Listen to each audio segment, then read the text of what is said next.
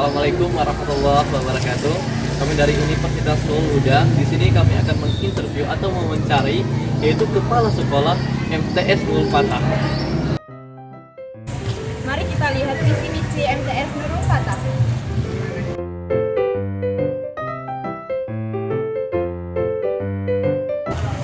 Ini adalah visi misi MTS Nurul Fatah.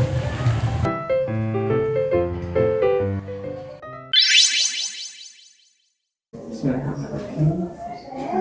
Baik, kami sambil dulu Pak ya.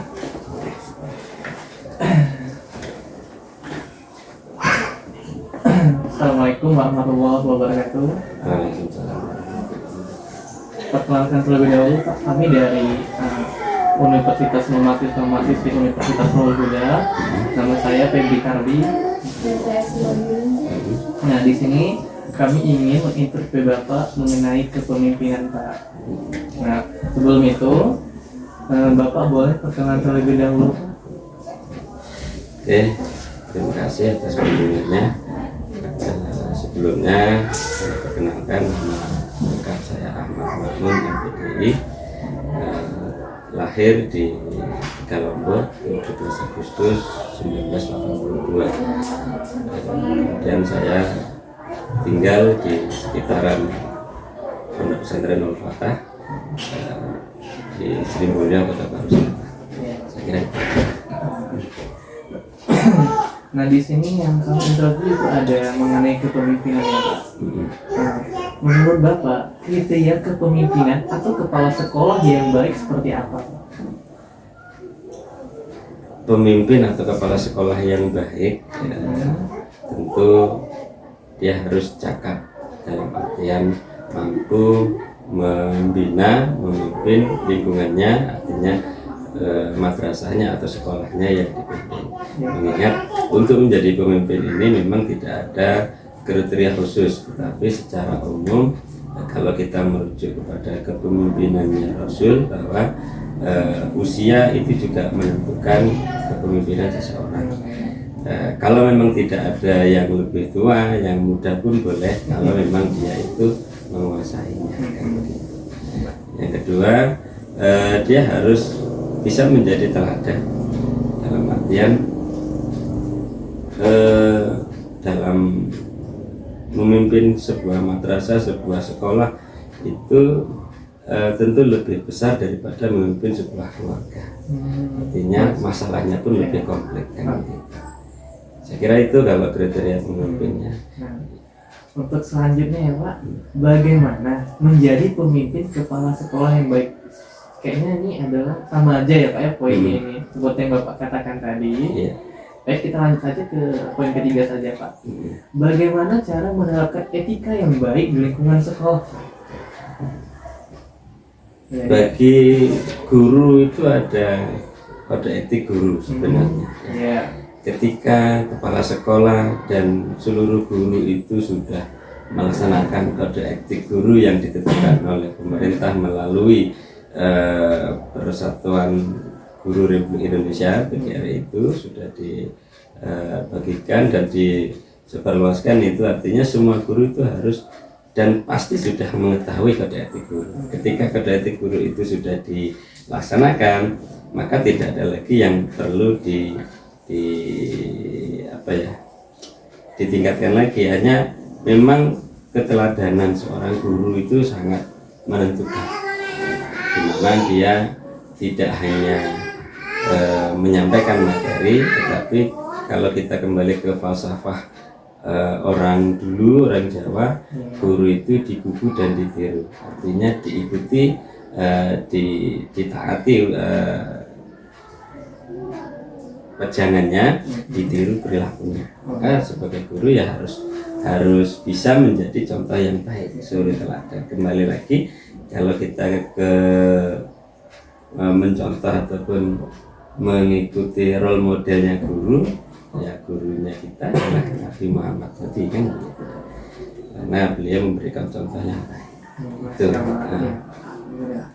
Jadi ini adalah penerapan etika itu. Contohnya itu adalah guru. Jadi guru ini memberikan suri teladan bagi siswa-siswinya. Baik, selanjutnya ya Pak, bagaimana cara membangun komunikasi yang baik dengan semua guru? Nah, yang ada di sekolah Bapak di MTS ini. Selama ini yang kita gunakan, kita laksanakan dalam membangun komunikasi dengan guru yang baik itu, kita tanamkan kepada seluruh guru yang ada bahwa kita ini bukan atasan, bukan bawahan, tapi mitra kerja.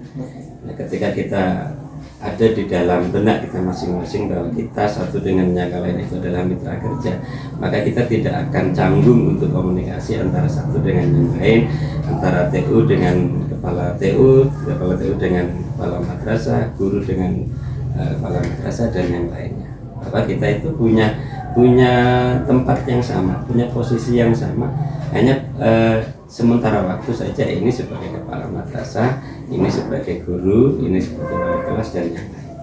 Maka komunikasi yang baik yang kita lakukan juga sebisa mungkin kita buat momen-momen kecil sederhana di mana seluruh guru itu bisa hadir, bisa mengikuti kegiatan itu.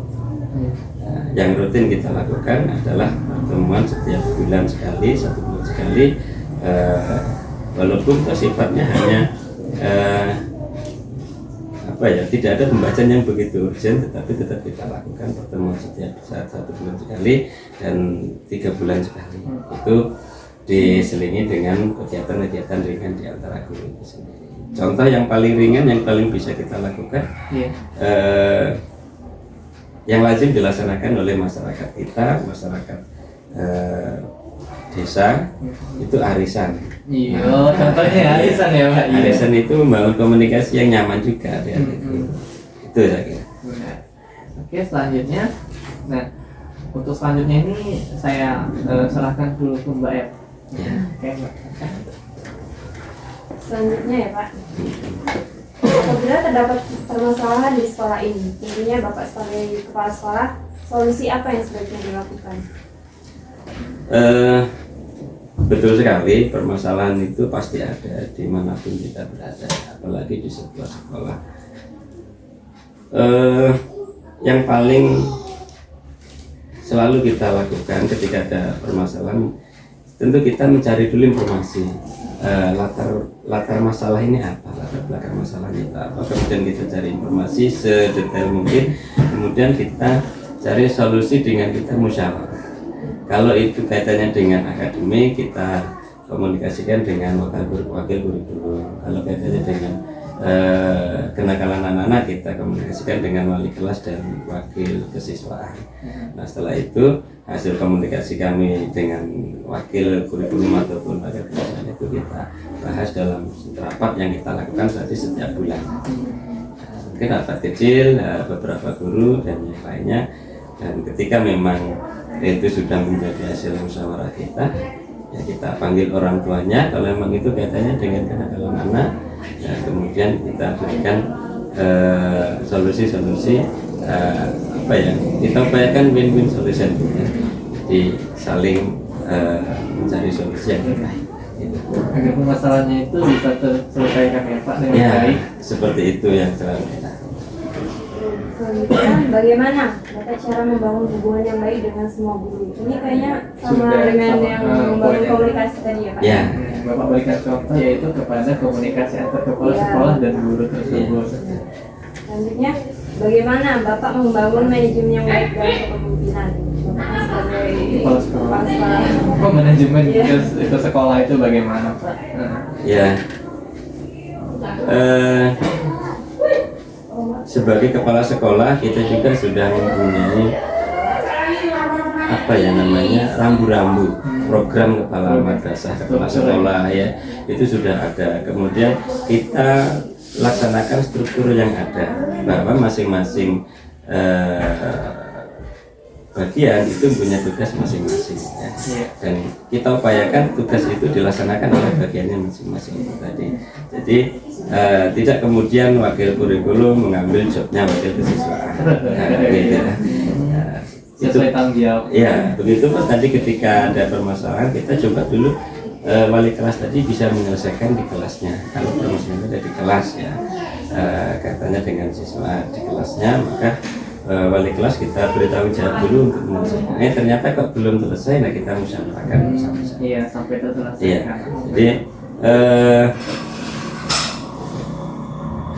untuk membangun manajemen yang bagus ini ya kita laksanakan program yang sudah kita sepakati bersama dan kita berikan kewenangan masing-masing bagian tadi. Ini yang terakhir ya Pak. Tolong memberikan saran bagi calon pemimpin Di masa yang depan. mendatang. Contohnya nih biasanya kayaknya sekarang kan udah ada capres dan Ya. cawapres Pak. Untuk menurut Bapak perspektif Bapak saran yang paling bagus itu untuk pemimpin masa depan itu seperti apa Pak? Tentu untuk pemimpin yang masa depan ya, pemimpin masa depan itu kita tidak hanya bisa melihat dari satu sisi saja. Kita harus memilih ataupun menentukan calon pemimpin itu dilihat dari kredibilitasnya, kapabilitasnya, ya. Kemudian kompetensinya juga harus kita pertimbangkan bahwa pemimpin itu bukan penentu kebijakan satu-satunya, karena apalagi kita menganut asas musyawarah ya. Artinya ketika seorang pemimpin itu menemukan suatu permasalahan di kepemimpinannya, maka musyawarah yang harus dikedepankan, bukan ego seorang pemimpin harus dilaksanakan, itu tidak. Kita tidak menganut lagi itu sistem otoriter kan. Oh iya. Nah, kita bukan kerajaan. Iya, bukan kerajaan. Kalau berbicara skup yang lebih luas, kita sebagai negara kita demokrasi, yang di situ ada dasarnya Pancasila. Di sila keempat kita harus mendahulukan musyawarah. Jadi pemimpin masa depan yang harus tentu itu tadi kompetensinya harus dia miliki. Oke. Kemudian kepribadiannya juga harus bagus. Tidak peduli dia itu dari kelompok mana, dari suku mana. Kalau memang dia itu mempunyai jiwa kepemimpinan yang bagus, kenapa tidak kemudian kita dorong untuk menjadi pemimpin. Tentu yang paling utama dari semua itu adalah tanggung jawab. Mengingat pemimpin itu pada saatnya akan dimintai pertanggungjawaban. Baik itu pertanggungjawaban kalau di negara kita presiden kepada DPR, MPR, kalau di dalam keluarga ya pertanggungjawaban keluarga, lebih-lebih setelah tidak menjabat di dunia, nah itu ada pertanggungjawaban yang lebih adil lagi. Saya kira itu untuk pemimpin masa depan. Tinggal bagaimana saudara-saudara ini bisa menentukan pemimpin itu sesuai dengan yang kita yakini, yang kita inginkan untuk menjadi pemimpin yang baik dan bertanggung jawab. Saya kira kita. Iya. Sebenarnya ini karena kita ini menuju ini Pak. Ini kan sudah ada Bapak jawab itu tadi mengenai kepemimpinan ada 8 poin. Di sini yang kami tanyakan kan kita ini madrasah ini sanawiyah ya, ITS. Nah, dan juga kami dari Yayasan Pondok Pesantren juga kami ingin mencontoh salah satu sifat Rasulullah yang merujuk kepada kepemimpinannya Pak.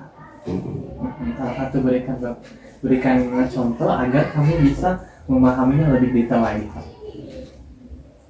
Kalau kita mau mengambil contoh dari Rasulullah, 4 aja itu cukup ya. Yang pertama Amanah. amanah. Nah, seorang pemimpin harus amanah. Kalau tidak amanah nggak usah lah jadikan pemimpin. Iya juga ya. Nah, kemudian yang kedua tabligh, menyampaikan. Jadi sifat Rasulullah itu kan menyampaikan apa yang menjadi kebijakan pemerintah, apa yang menjadi kebijakan pemimpin yang sudah disepakati bersama, itu sampaikan kepada masyarakat. Jangan ditutup-tutupi. Jangan ini sebagian aja, nanti yang tak kasih tahu programnya apa. Nah, tabligh. Ya, kemudian sidik, jujur. Nah, itu harus dimiliki oleh seorang pemimpin. Pastinya. Harus dimiliki. Kalau pemimpin nggak jujur, kacau lah gitu ya. Benar. Bisa terbayangkan betapa ruwetnya pemerintahan kalau pemimpinnya nggak jujur. Nah, yang terakhir patona, kecerdasan. Kenapa saya posisikan kecerdasan itu di yang terakhir? Karena benar seorang pemimpin harus pintar, itu harus. Tetapi di dalam memimpin pinter saja itu tidak cukup. Makanya posisinya di belakang ya. Nanti kalau posisi pinter yang paling depan kan minteri nanti. Nah, kalau bahasa kita sedang minteri itu nggak susah. Iya, susah. Banyak yang dipinteri malah nggak benar. Nggak benar jadi. Nah, jadi karena kecerdasan atau kepandaian itu bisa dibangun bersama-sama. Ada kalanya seorang pemimpin itu dipilih bukan karena kepintarannya, bukan karena kecerdasannya, tetapi karena dia punya tanggung jawab yang bagus, loyalitas yang tinggi dan amanah. Maka kalau untuk menyusun program bisa bersama-sama. Nah, barusan tadi pagi saya sampaikan ke anak-anak karena kita juga mau pemilihan ketua OSIS. Kriteria yang pertama dia harus bertanggung jawab, saya bilang begitu. Yang kedua dia mau bekerja. Nah, yang ketiga tidak harus juara kelas. Nah, gitu. Ada patokan ternyata iya, mereka. tidak harus juara kelas. Nanti supaya mereka tidak bingung memilih temannya. Yang jelas mereka yang mau bekerja, yang mau melaksanakan tanggung jawabnya dengan baik, itu yang diajukan sebagai pemimpin. Saya kira gitu aja. Dan yang lebih lengkapnya bisa adik-adik bisa cari yang lebih.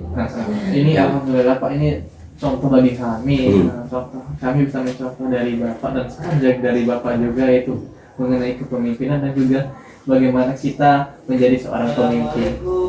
Kita harus alhamdulillah wawancara kita selesai pagi hari ini dengan Bapak Sekolah MTS Nurul Fatah, yaitu Bapak Ahmad. dengan saudara juga, saudara Yas. Baiklah, untuk wawancara ini kami akhiri. Apabila ada kesalahan kata dari kami berdua, kami mohon ampun kepada Allah, dan kami juga minta maaf kepada Bapak. Sama-sama. Baik Pak, untuk interviewnya terima kasih banyak atas kerjasamanya dan juga saran dari Bapak mengenai kepemimpinan. Itu poin penting lah bagi kami. Terima kasih ya Pak. Sama-sama.